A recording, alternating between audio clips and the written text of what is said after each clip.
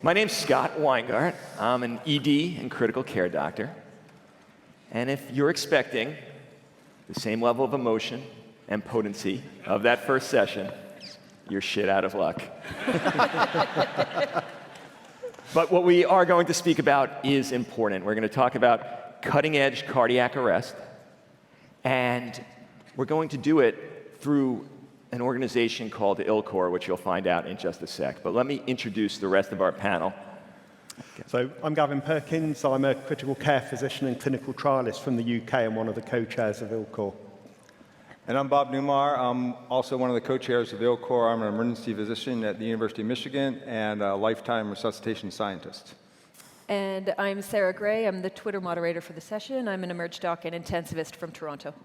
All right. Now, I am loath to admit this, but up until a few years ago, I had no idea what ILCOR actually was. I just conflated them with American Heart Association and all these other groups where these recommendations are handed down to us. Could one of you two explain what ILCOR is?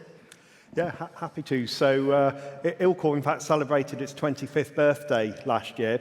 It's a collaboration of regional resuscitation councils from around the world, and our vision is to save more lives globally through resuscitation.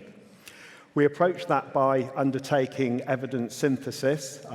We look at the available published evidence and produce something called a consensus on science and treatment recommendation, or a COSTAR for short. And the COSTARs are used as a high-level summary of our interpretation of the evidence.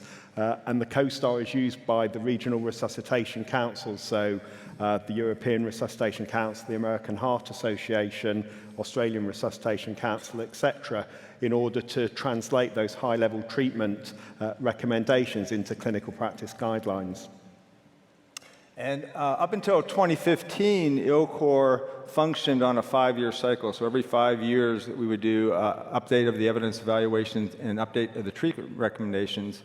And in 2016, we recognized that that really wasn't going to be effective in the modern area of knowledge translation. So we switched to a continuous evidence evaluation process, and that's why you're starting to see recommendations coming out on a continuous basis. In addition, we really made an institutional commitment for engaging the key stakeholders in the field of resuscitation science to help us do the evidence evaluation process and develop the treatment recommendations. And that's why we're actually here today, is to get input from key stakeholders here and across the world on the evidence evaluation process that we have ongoing. We have our draft treatment recommendations we're going to talk about today, and we're going to take the input we get from this group and worldwide to finalize those recommendations.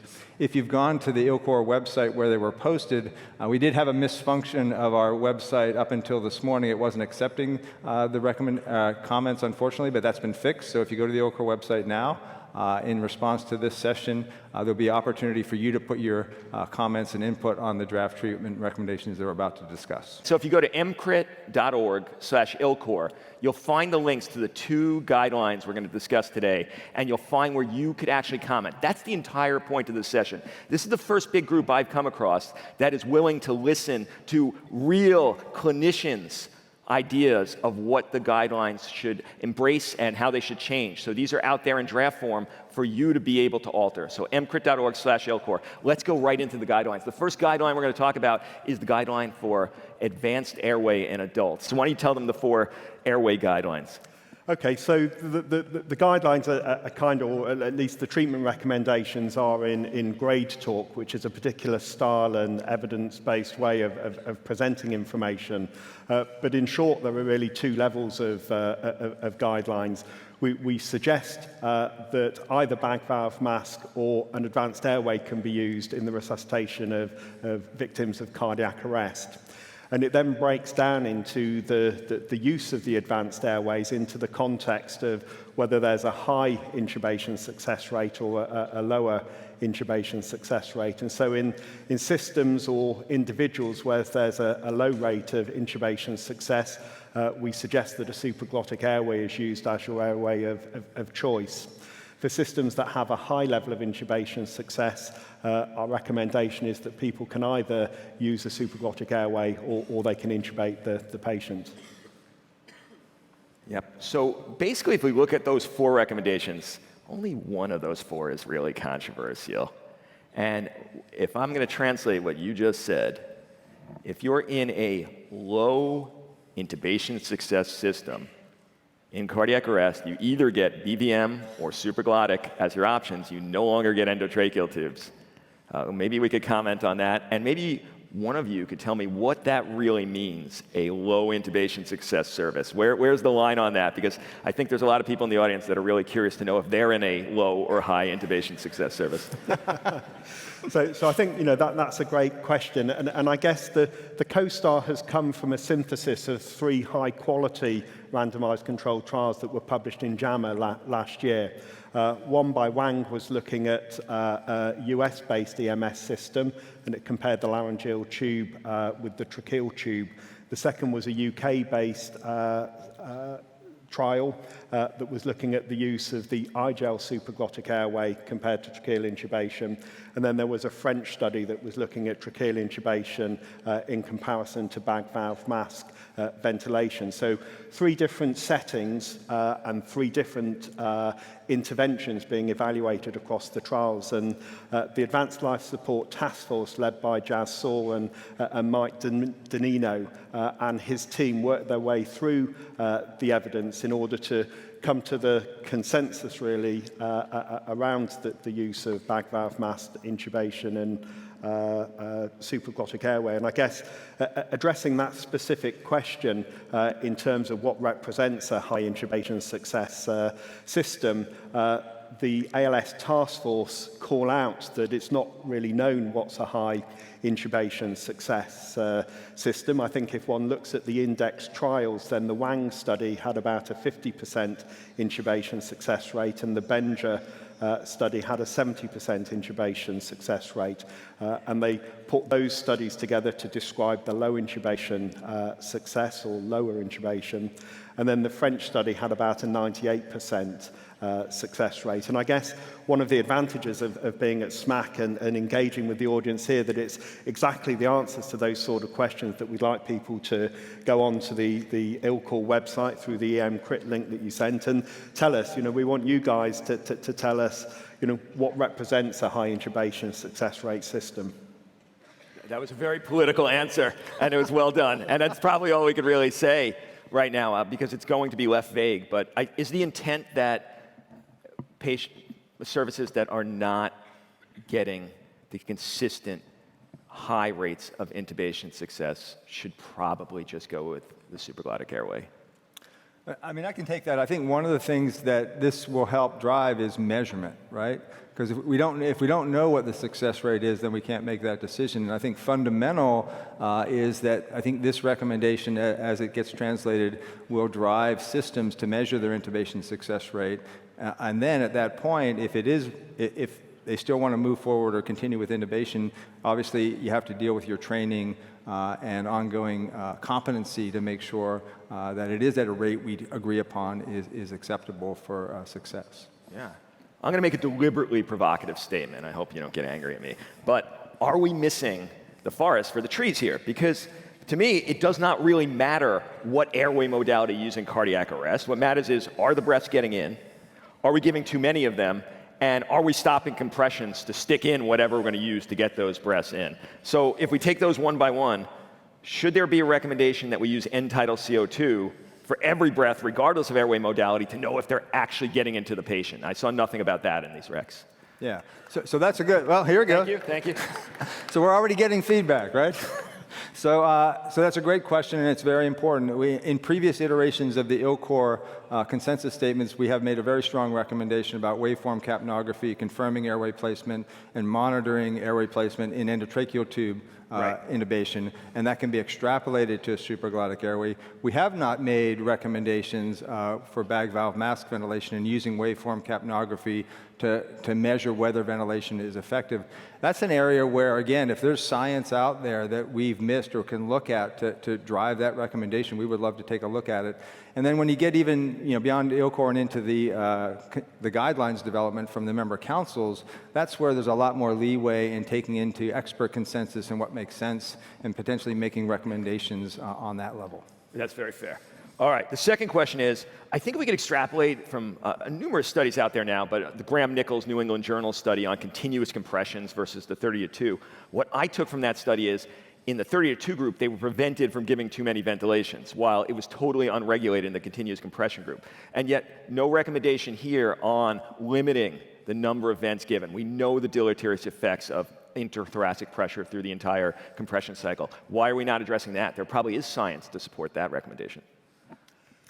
So I think ILCOR, we also have a treatment recommendation, emphasising the importance of avoiding hyperventilation in cardiac arrest. And I guess reflecting back to your previous comment around capnography, that provides a measured way of being able to assess and to see what your respiratory rate is. But I think you're absolutely right that the literature does point us towards, if you hyperventilate the patient in cardiac arrest, that's not good for them.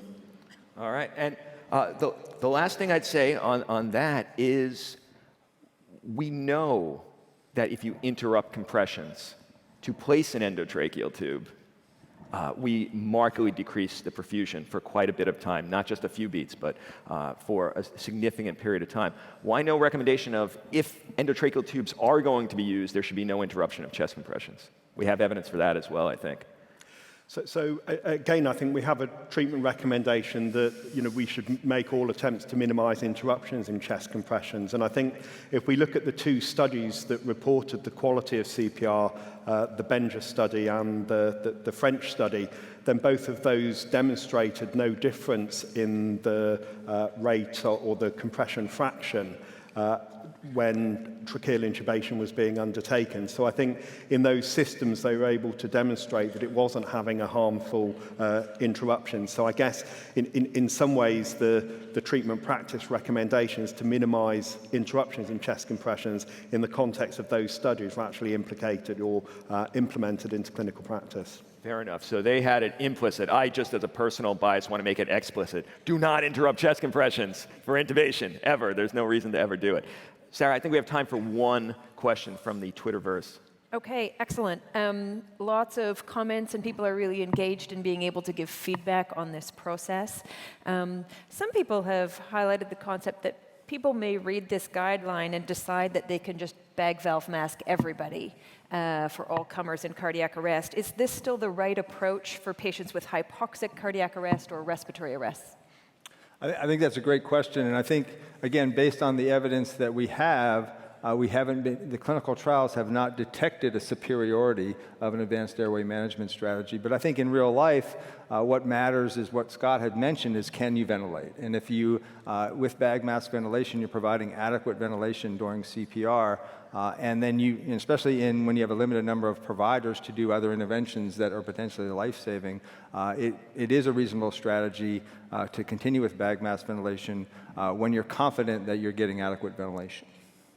And I guess a tube in the esophagus is not a way of alleviating hypoxia. All right, we're going to go on to a juicy one, which is the concept and idea of what to do with vasopressors in adult cardiac arrest. And Bob, you're going to take us through these guidelines?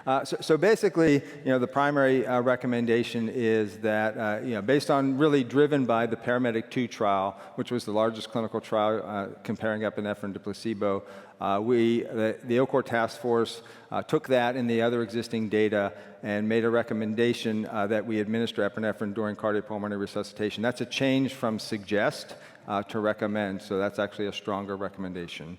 And then in just looking at some subset analysis, we make a recommendation also that, especially in PEA and asystole specifically, that not only should it be given, but it should be given as soon as feasible during CPR. Separately, for shockable rhythm, VFVT, the suggestion is that, and that's a little bit weaker level of recommendation, the suggestion is that epinephrine should be given after initial defibrillation attempts are unsuccessful. Because in VFVT, there's another therapy that is much more effective in getting return of spontaneous circulation. And then in terms of vasopressin, we looked at the vasopressin studies, and the summary is that vasopressin as an alternative to epinephrine, we suggest against that because we could not find evidence that it was superior.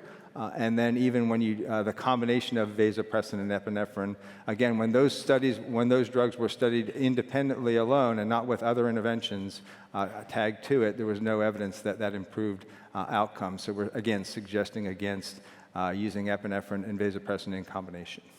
All right, now we'll get to some questions, but I think first we have to talk conflict of interest. Gavin is actually the first author of the Paramedic 2 trial, so we will hear from him, but understand he has a perhaps biased opinion, being that it is his study.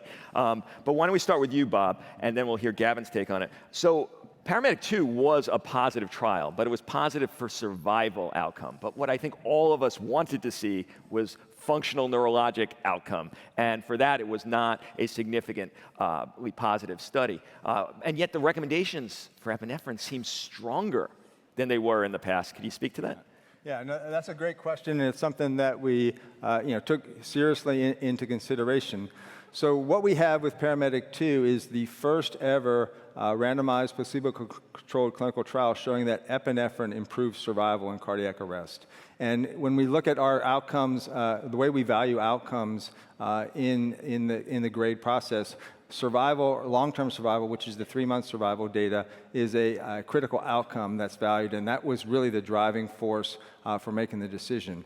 Now, yes, neurologic outcome, or good neurologic outcome, is even more important. And rather than considering it, at least the task force did not consider Paramedic 2 as a negative trial. It really considered that outcome to be uncertain based on the data.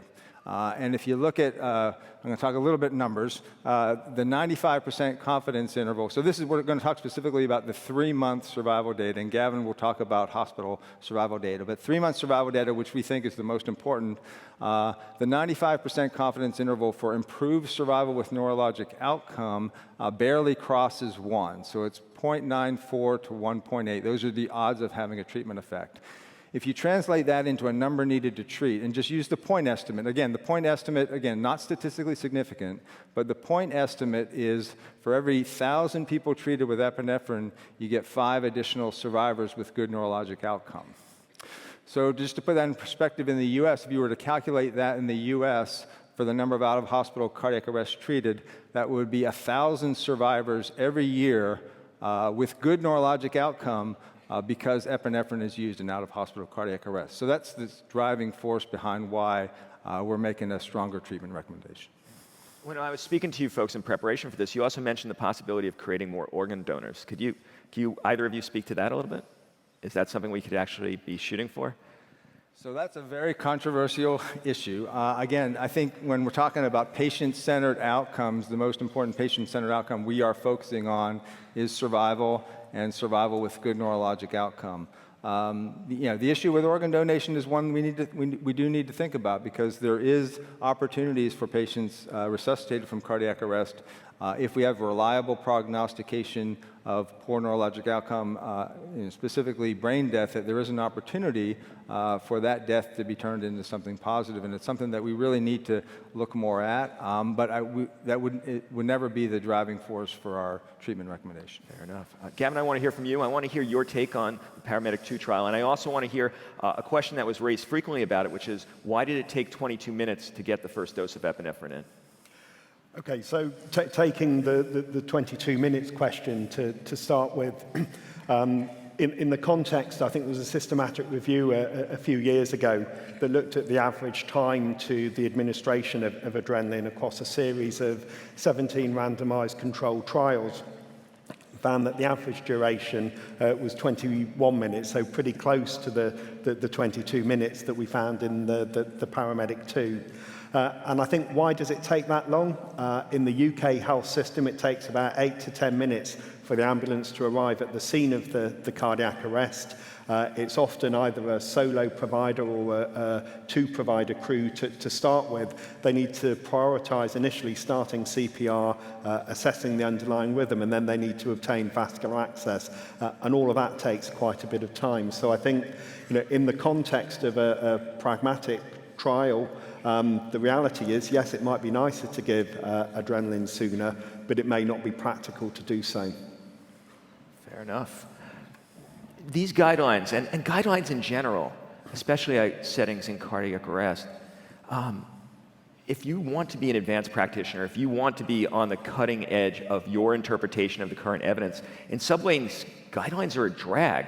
And, and I mean that both as, the feeling inside, but also the prevention of doing what you feel right because the rest of the hospital may say you're not following the guidelines. Is ILCOR addressing this? And how do I practice beyond the guidelines and still not get chastised by everyone I work with?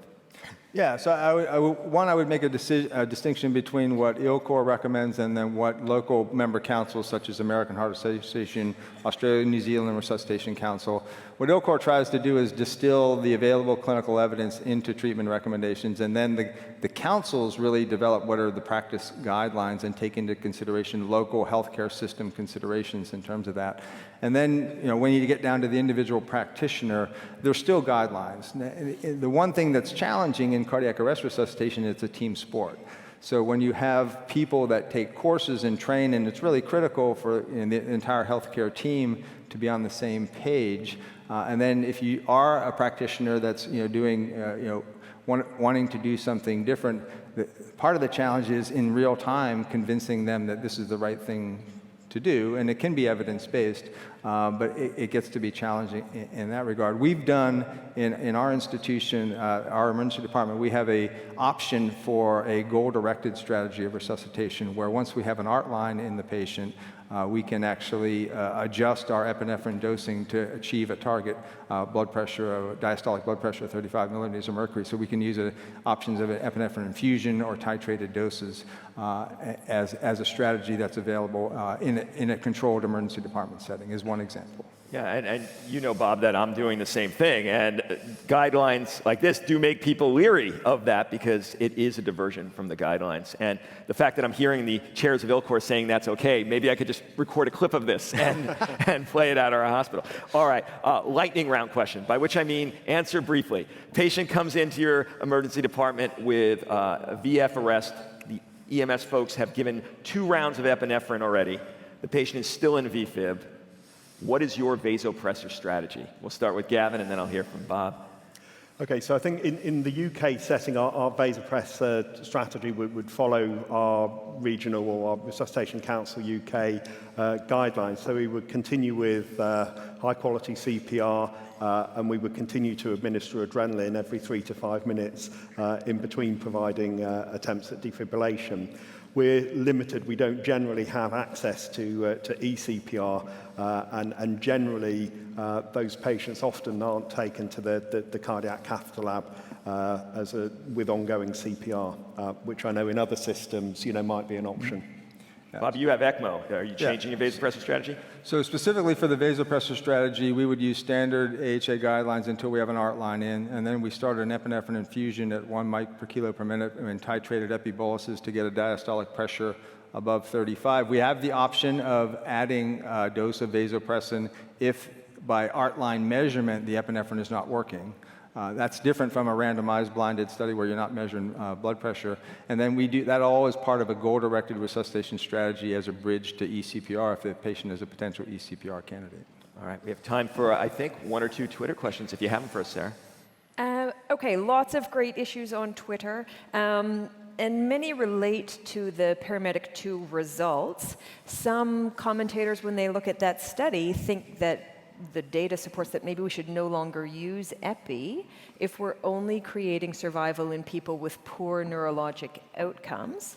But the guidelines come out with a strong recommendation in favor of epi, despite the low to moderate evidence. Maybe you could just speak to that issue. So I'm going to let Gavin go first, I was going to say, and then I'll rebut. Because Bob and I enjoy, having a discussion around this point, and I think, Bob and the ALS task force have taken the uncertainty around the 3-month data to say, look, it improves survival, but we don't know what effect it has on long-term neurological outcome.